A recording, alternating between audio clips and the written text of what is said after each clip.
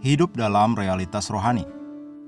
Demikianlah hendaknya kamu memandangnya, bahwa kamu telah mati bagi dosa, tetapi kamu hidup bagi Allah dalam Kristus Yesus.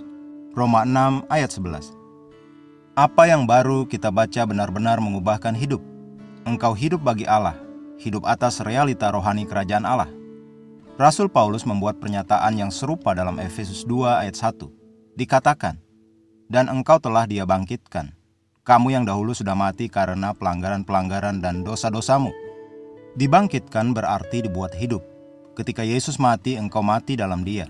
Ketika Allah membangkitkan Dia dari antara orang mati, engkau juga dibangkitkan bersama dengan Dia.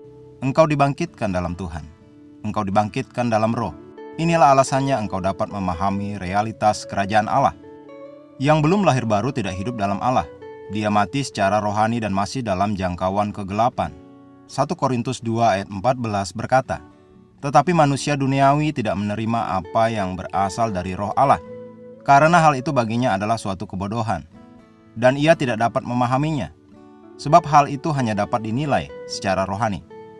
Dalam Lukas 8 ayat 10 Tuhan Yesus berkata, lalu ia menjawab, kepadamu diberi karunia untuk mengetahui rahasia kerajaan Allah. Sesering mungkin deklarasikan bahwa engkau dipenuhi oleh pengenalan akan kehendak Allah dalam segala hikmat dan pengertian rohani. Tegaskan bahwa engkau memiliki hati yang memiliki pemahaman. Ini adalah bagian warisanmu dalam Kristus. Tuhan Yesus berkata dalam Yohanes 8 ayat 12, Akulah terang dunia. Barang siapa mengikut aku, ia tidak akan berjalan dalam kegelapan, melainkan ia akan mempunyai terang hidup.